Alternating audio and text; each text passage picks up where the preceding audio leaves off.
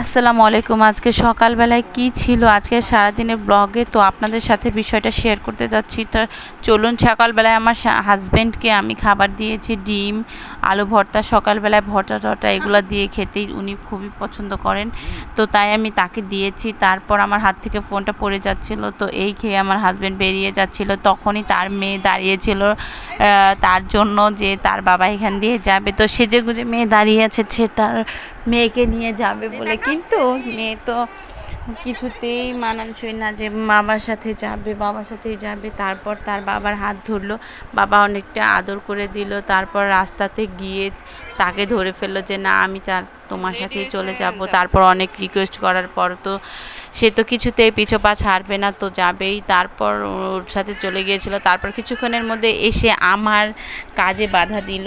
তো আমি এখানে কাজ করতেছিলাম, তো আমার মেয়েটা খায়নি, সকাল থেকে কিচ্ছু খায়নি, তো আমি তাকে খাইয়ে দেব। কাজটা শেষ করব, তাদের জামা কাপড় সব কিছু আমি ভিজিয়ে নিয়েছি। এদিকে আমি রান্না করব আজকে খাসির যে ছাট, সেগুলো রান্না করব। আমি কাপড়টা এই পর্যায়ে ধুয়ে নিয়ে আমি সেগুলো ভিজতে দিয়েছি। এইদিকে আমার মেয়ের খাবার আমি রেডি করতেছি।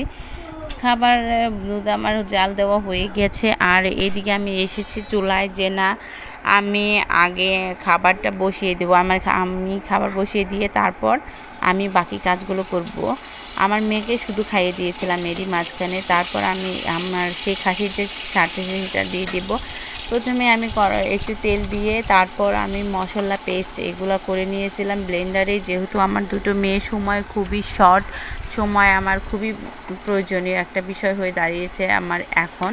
তো আমাকে এই কাজগুলো তো করতেই হবে নিয়মিত, এর জন্য আমি ঝটপট যখন যেটা করা যায় আমি সেটা করে রাখি। কিছুতেই ক্লান্তি বোধ হলে মনে হয় না যে এখন আর ক্লান্তি হতে থাকি। তো এইভাবেই আমার দিন কাটতেছে। আমি হলুদ গুঁড়ো, মরিচ গুঁড়ো, আদা বাটা, জিরা বাটা, যা যা লাগে একটা তরকারিতে আমি সেগুলো সব কিছু দিয়ে নিয়েছি। আপনারা যদি চান তাহলে আমি আপনাদের সাথে শেয়ার করব আমার রেসিপিটা।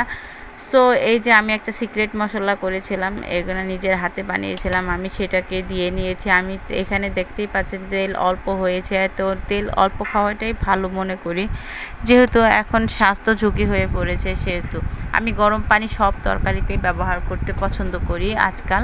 তো গরম পানি দিলে খাবারের টেস্ট আমার কাছে অন্যরকম লেগে যায়, তাই আমি গরম পানি দিই। তারপর আমি খাসির ছাড়টা ধুয়ে নিয়েছিলাম। ধুয়ে নিয়ে আমি সেখানে নিয়ে আমার এখানে আমি দিয়ে দিয়েছি। বাকি কাজগুলো ওভাবেই পড়ে আছে, আমাকে এটা বসিয়ে দিয়ে তাড়াতাড়ি করে আমার ওই কাজগুলো করতে হবে। অনেকেই বলে যে বাস্তবেও বলে, কমেন্টে বলে যে চুলায় কেন যাওয়া হয় না, যেহেতু গ্রামে, যেহেতু আমি চুলায় যাই না। আমি তরকারি রান্নার ফাঁকে আমি ভাত বসিয়ে দেবো। চাল ঝাড়া ছিল না, আমি কুলোতে চাল ঝেড়ে আমি রাইস কুকারে বসিয়ে দিলাম।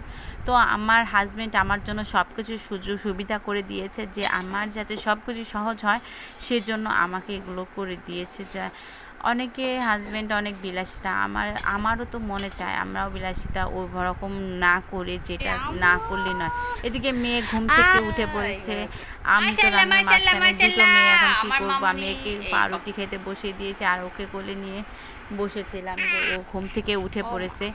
তারপর এখন কিছুতেই পিঠ ছাড়বে না, একে নিয়ে আমি একটু বসে থাকবো। ওদিকে চুলা হচ্ছে, আমি হালকা জাল দিয়ে এসেছি যে যাতে হয়ে যায়। তারপর দেখবো আমার এইটার ফাইনাল লুকটা কেমন হয়েছে। আমি এরই মাঝখানে গিয়ে আমি একটু পেঁপে আর আলু দিয়েছিলাম।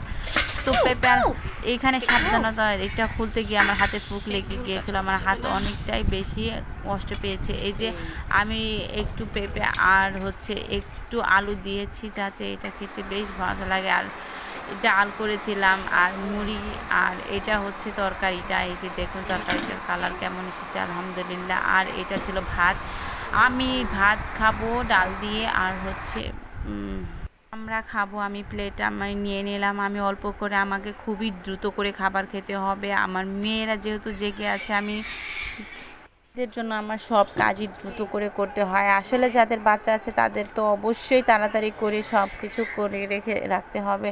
আমি এই যে তরকারিটা নিয়ে নিলাম, তরকারির কালারটা দেখে আমার মনটা জুড়িয়ে গিয়েছে, না আমি আসলেও পারি। তারপর আমার জামাই নিজের হাতে খাবার নিচ্ছে। আমার নিচ্ছিল আর আমার সাথে অনেক বেশি কথা বলতেছিল যে এটা কি কিভাবে করেছো এগুলো। তো এই যে ফাইনালি আমি আমার খাবার খাচ্ছিলাম আর আমার জামাইয়ের সাথে কথা বলতেছিলাম যে ভিডিও করি একটু। ও এমনিতেই কারো কারো জামাই করতে দেয় না ভিডিও, তো আমি করি। আমার জামাই রাগ করে। তারপর রাতের বেলায় আমি চা খাচ্ছিলাম আর রাতে আমার মেয়ে ঘুমায়নি, তাই আমি বলেছি যে বসে বসে চা খাই আর আমার মেয়েকে রাখি। আমার মেয়ে 2টা 44-এ ঘুমিয়েছে। তো এ সবাই আমার ভিডিওতে অবশ্যই ফলো কমেন্ট দিয়ে দিবেন। Bye bye.